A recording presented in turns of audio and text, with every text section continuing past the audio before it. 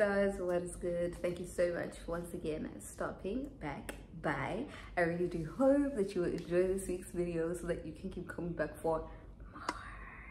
In today's video, as you can already tell, it's going to be a short story time. It's my giving birth story time.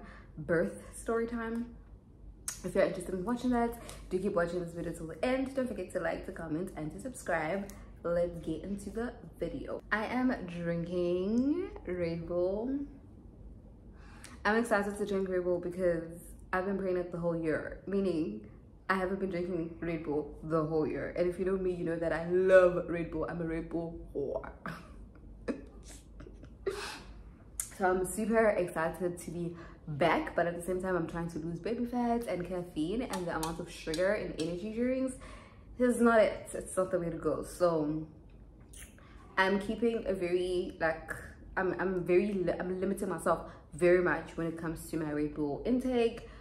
But one thing about me, baby fat is not the hill I will die on. I saw like the sun. Going back to gym very soon, but that's not what this video is about. Let's get into what this video is about. I found out that I was having a baby. I was going to have a baby in January, right? And I knew from the get-go that, okay, natural birth is the hill that we're gonna die on for multiple reasons. So I knew that I was due in September. The 26th was my due date, and I had my exams in the beginning of October, which is currently right now. So I knew that I don't have much healing time, and I need to heal as soon as I can because I need to go to school. It's on campus studying, and there's no way that I'm not going to get this qualification this year. Baby or not, I still need to graduate in due time, which is next year. Well, so I knew, if I opt for a natural birth, I'm going to heal quicker, and I'm going to have 1 week to heal, which is going to fall under the 1 week where it's holiday. So it's vacation. I have 1 week where I'm not going to school. That's going to be my healing week. And then the following week, I go back to school and I have a newborn baby. So that was the plan. Told my doctor that, listen, C-section, this is the hill we are dying on. So that was the plan. And I had quite a smooth pregnancy. I would be lying if I said I had any complications. I had quite a smooth pregnancy. My baby was good to me. Everything was great. Everything was great. Everything was great until the day of giving birth.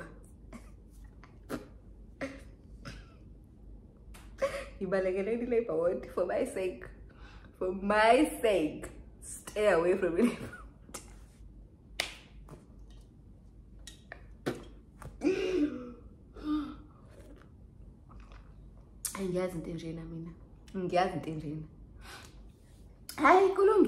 So last appointment comes, we go for my last appointment, and my doctor, my gynae, was going on holiday. I'm due on the 26th, right?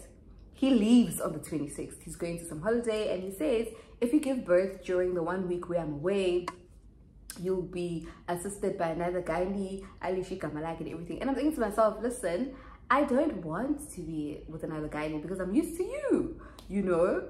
At some point I was okay with this, but my husband was like, no, he needs to be the one delivering my baby because he's the one that knows our history and whatnot. As you guys know, I do have a record of a miscarriage, but with this particular pregnancy, everything was smooth. However, it was monitored very closely. So I had a very monitored pregnancy. You know, my pregnancy was very boosted. I had a lot of boosters.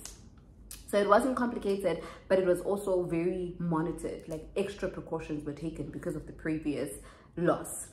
So I think that's where my husband is coming from. We need to use him because he knows everything. Oh, before I go on about not having complications, I started cramping very early in my pregnancy. So I started having a lot of cramps and my womb was opening. That was like the only complication thing that happened. This was about 32 weeks. And obviously this was early. It was early. I couldn't be having this at the time, so I was on medication to close the womb. So that was the only complication that happened, and we just preferred that my doctor, my gynae, is the one that delivers because of all this history. Sharp. Baby boy says to your holiday. Ow. Okay. And then he says, by the time I leave, he leaves on the 26th, right? And he says, the week that I leave, if I induce you, oh baby, is going to be fully term, or it's going to be full term already. So we can induce and have the baby and then I leave. Or if you don't want to induce, you can wait it out. If your water breaks, if you go into labor and somebody else is going to deliver, or I'm only gone for 1 week. By the time I come back, excuse me, you're going to be 42 weeks anyway, and we're going to have to induce you because you can't be past 42 weeks, right? Hi, we are not going to risk. Also, another thing, remember, my exams are coming up. At the back of my head, this baby needs to come the week it is scheduled for so that I can have that week to heal. So, the odds are against me. I need to have this baby within this week. Also, I would love to be delivered by my doctor. And then inducing was what's there for us to do.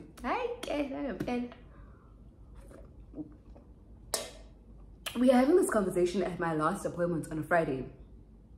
It seemed okay. We're gonna open up the womb. I'm 37 weeks pregnant at this point.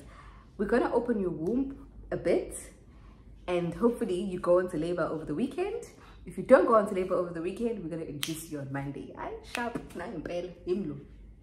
lay down. Now, my mom told me that her gynae with my last brother would insert isandla down there at every appointment.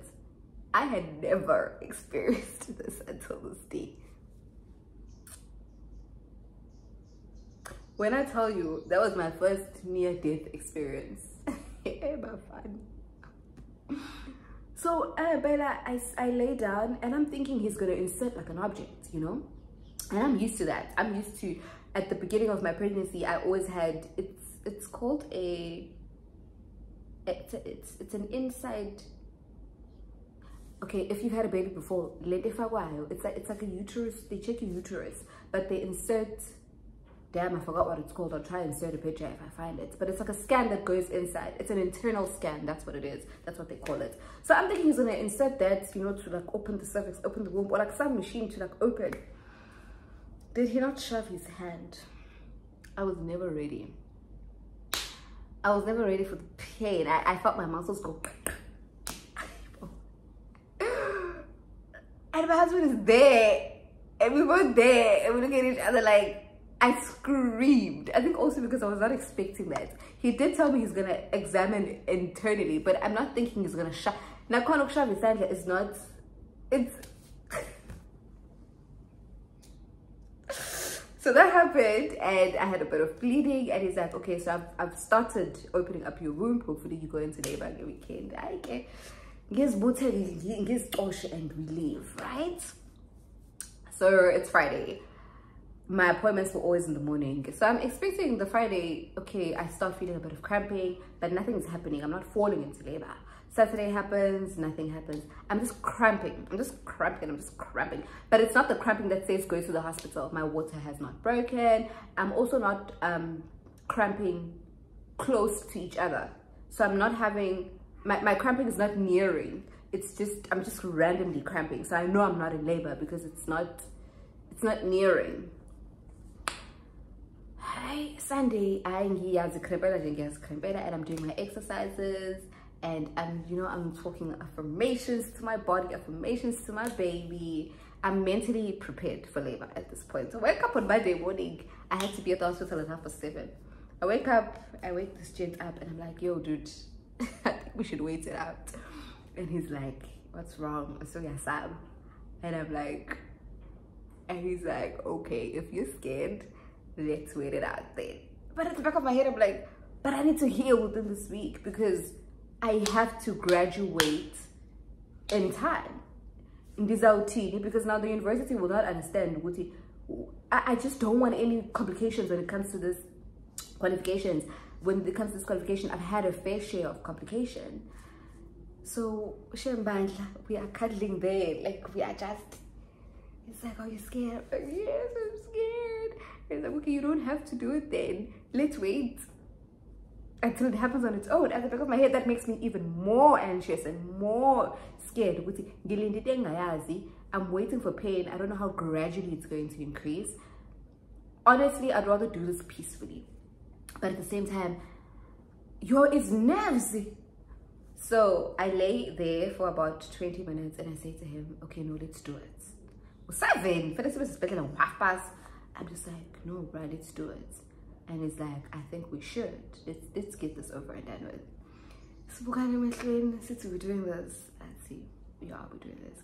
Okay, let me go get ready. And he's like, yeah, let's have our baby. Right? I go, I take a shower, I get dressed, my hospital bag is packed, everything. It's nah. I get ready, I go back and I tell him to get ready and I do my hair. One thing about me, son, I was never gonna look ugly. I did look ugly, but like, no, I did. I look my ugliest on the day of giving birth. We hit the road, we drive to the hospital, we get to the hospital. When we got to the hospital, I knew what we were doing this. I knew that the next time I walk out of here, I'm gonna have my baby girl.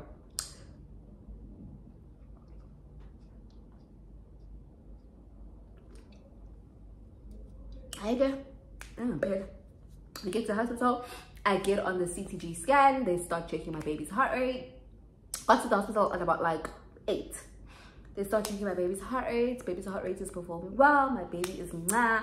And they said they have to get her to be more active. Habigo gets me orange juice. I start drinking that. My baby's heartbeat is...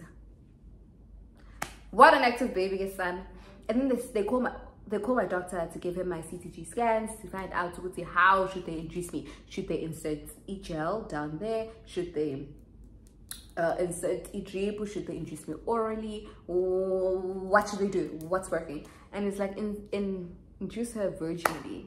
I want to buy you. Already I have anxiety from things being shoved in my vagina because of that hand experience. Remember, right? And I'm like, phew. Guys, the only thing that my vagina understands being inserted E-wide. Everything else, it's foreign. It's foreign. So already I have anxiety as to, oh, again, something's being inserted. And then she's like, no, it's not something big, it's something hard. It's just this anchor-based, it's like, it's a stick, basically. And then they rub e-gel inside. It's just a cold gel, and they put it in and it rubs off. And then your body sort of consumes it, and then that's it. So that's not painful at all. It's just e-gel that's cold. Also, if you've been pregnant, it is as cold as that ultrasound gel that they put on your tummy. With mind you, it's going down there. I know, they insert it, the nurse inserts the thing, and then it starts burning. And I ask her, babes, is it normal that it burns? And she's like, yeah, you are gonna burn a bit, and that's the gel working. Okay, sure, it's bearable. It's not. 80 minutes later, oh, then they come, oh, what are you gonna have for breakfast? Happy and they're choosing breakfast, everything is mwah. 30 minutes later, at this time, babe, I want you to film. I'm showing him how to film. We are having a good time, you know, we talk about our baby, it's a good time.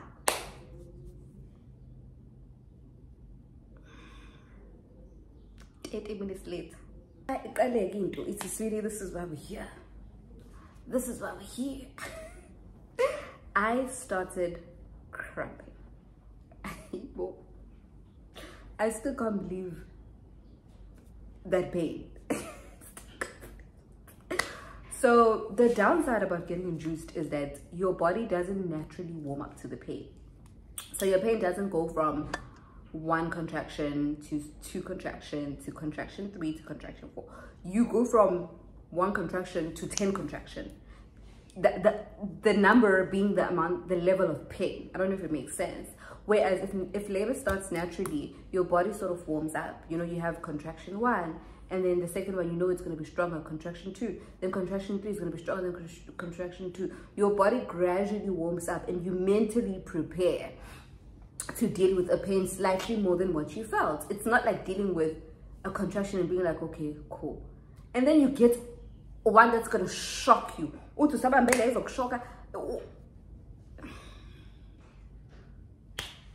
So that's the downside about getting induced, is that your body doesn't do it naturally. So your body doesn't warm up to the pain that's about to come. Also, the timing of your contractions. So if you have a labor that naturally started, you can time your contractions. You have a break in between. Like, when you're still starting, maybe your contractions are going to be 8 minutes apart. Then as you increase and dilate, your contractions are going to be 7 minutes apart, then 6 minutes apart, then 5 minutes apart, then 4 minutes apart. When you are induced, your contractions are 8 minutes apart. You get a contraction now, you get a minute of a break, you get a contraction again, you get 30 seconds of a break, you get a contraction again, you get another minute. You can't time it. It goes, and there's not much gap in between the contractions. So you can imagine. And then, yeah, and then the nurse comes in and she's like, okay, babes, you're gonna have to start marching. You're gonna have to start marching if you want to. You're gonna have to start marching so that it makes the baby go down the cervix. And then she gives me a bounce ball. And then I start marching. And the more you march, the more pain. The more you march, the more pain. So at this point, we are marching. I'm marching. Shem, I had the most amazing birth partner. He's holding my hand. We're marching together. Hi, baby, breathe. But at this point, I was still appreciating all of that. It gets to the point where even my husband talking was narring me. Excuse me. So we're marching. It is, I can feel the pressure in my lower body is insane. And obviously when I get a contraction, I'm dying. You guys would have seen all of this in the birth vlog.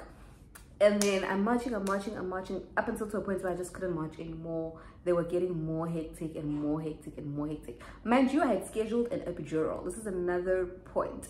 If you can and you can afford to have an epidural, please, by all means, there's no need for you to go through labor without an epidural. Before the epidural came, in every 2 hours, the nurses are coming in. That's another trauma that I can't get over. My vagina has never been so painful, ever. It was so painful. It was so sensitive and, oof, even thinking about it now. But I must say, I preferred being inserted by the nurse than my doctor. And it does make sense. The doctor has bigger hands, he's a male. The nurses have smaller hands, they're female, and they're more gentle, understanding and knowing how delicate the vagina is. Whereas a man, I'm a scat.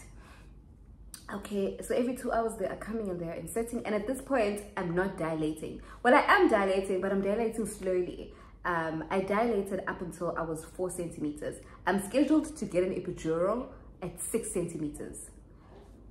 I started having labor pains at 8:30 going to 9. At 3:30 I was like, I can't. I'm in excruciating pain at this point. At 3:30 I was just like, I need my epidural. At this point, I've been 4 centimeters for the past 4 hours.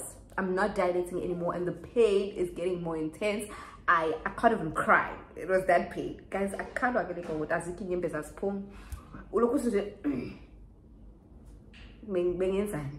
oh. Lapho umuntu wakhona ikhoze yonke lento akafeel any pain.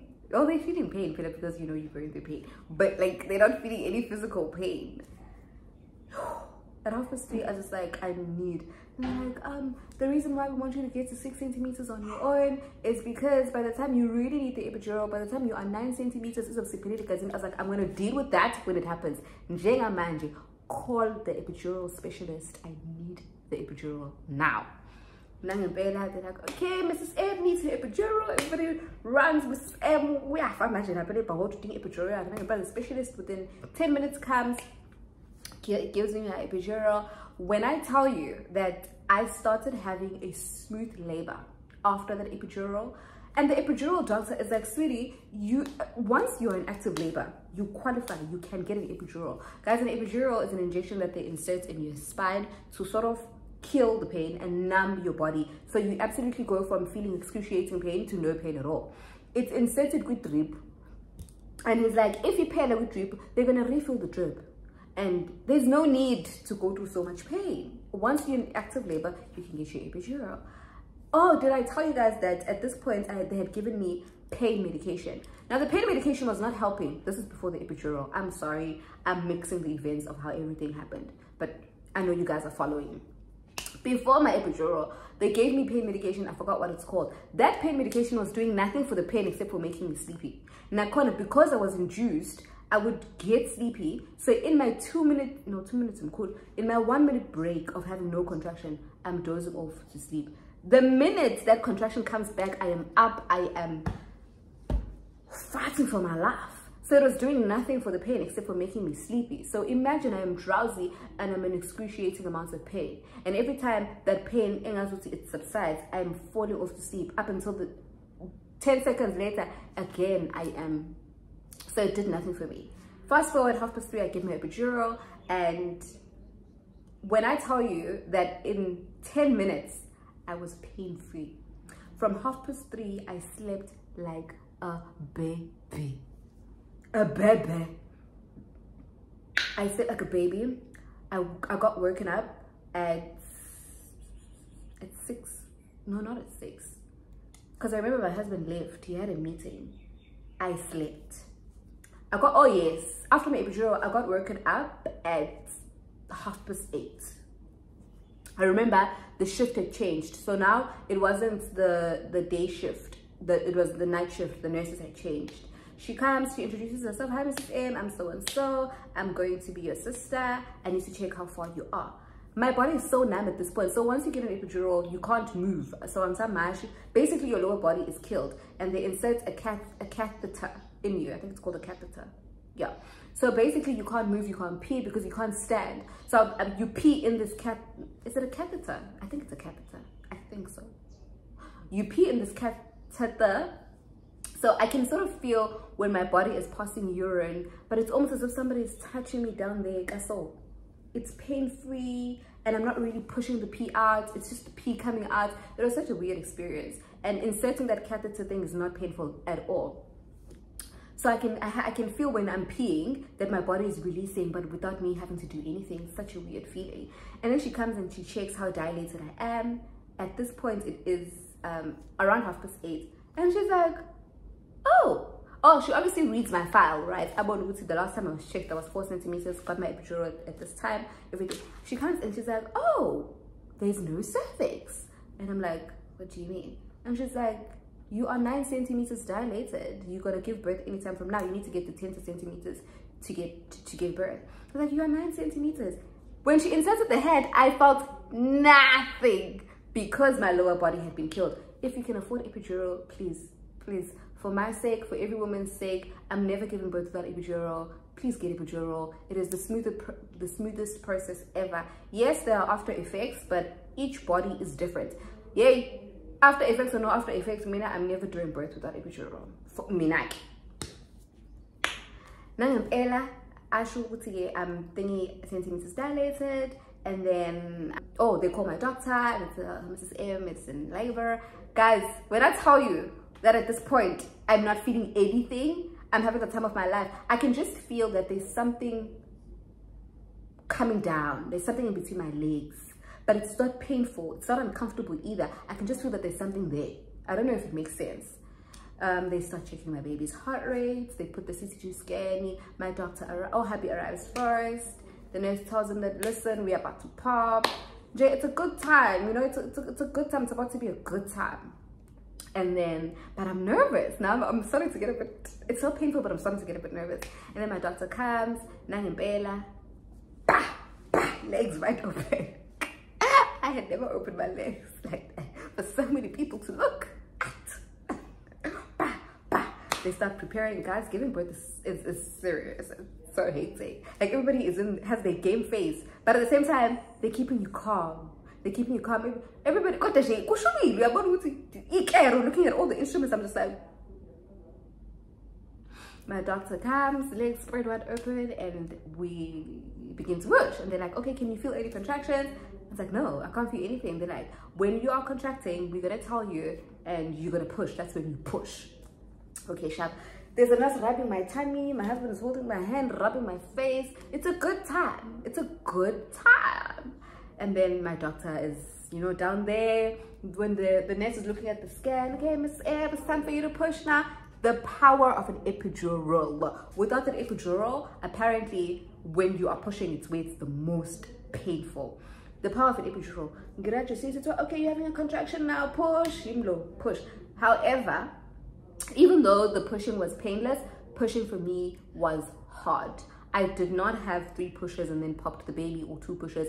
I pushed to a point where I was getting tired, I was losing air. So the pushing part for me was a bit of a hassle, but I conquered at some point. I conquered, and I delivered my baby.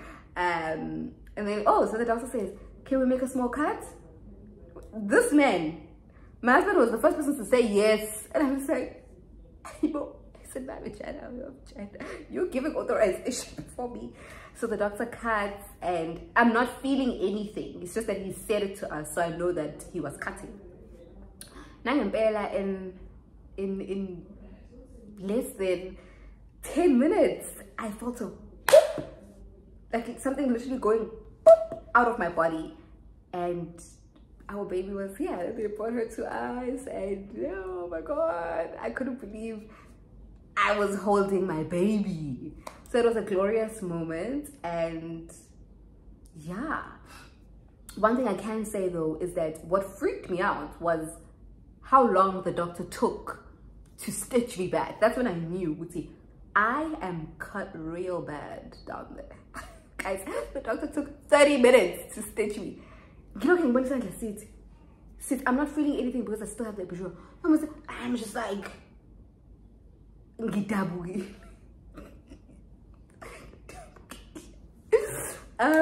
so that was that. And then to wrap this up, I don't want this video to be too long. If you can afford epidural, please get epidural. So then I asked my doctor, why did I suffer so much before you guys allowed me to get an epidural? Why did you guys say I need to get to 6 centimeters before I can get an epidural? And it's like, yes, the epidural, as much as we can keep it long in your body, it's not good for the baby. So it does make some babies get tired, and then you have to go to an emergency C-section.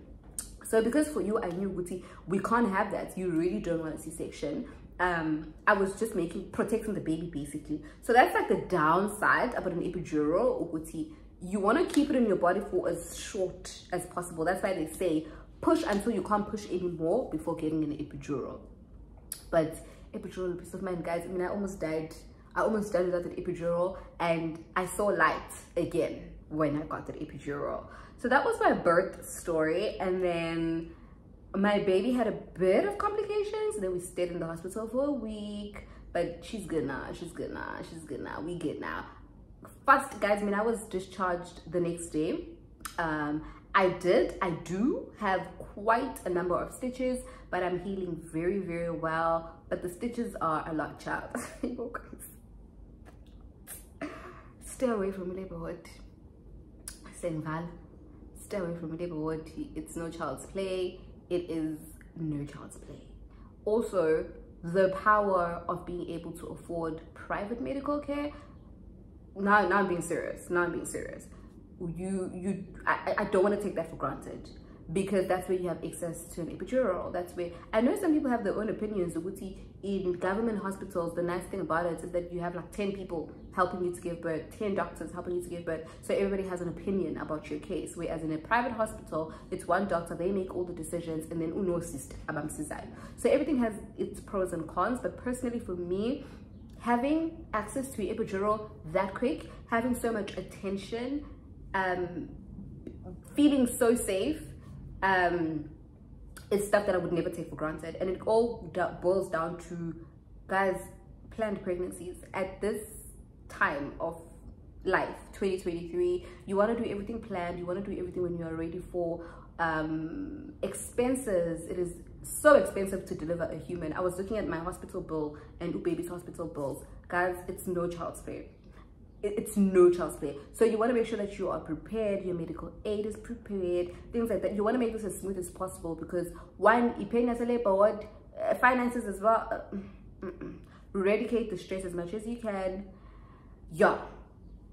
So yeah, that's my story. I think we are done with the whole pregnancy and giving birth part of my life. Now I enter motherhood, and that's the content that we're going to be making from here forth. Pregnancy is over. Thank you, Dan. Thank you. I can't wait for the content that's yet to come. Thank you so much for all the love that you guys have shown in the previous pregnancy videos. I feel so loved. I feel so like I have a community, you know. Please keep the love coming. Yeah, I will talk in my next video. Bye. But for now, you definitely, how dare I forget our outro. But for now, you definitely are a star. I'll see you in my next video.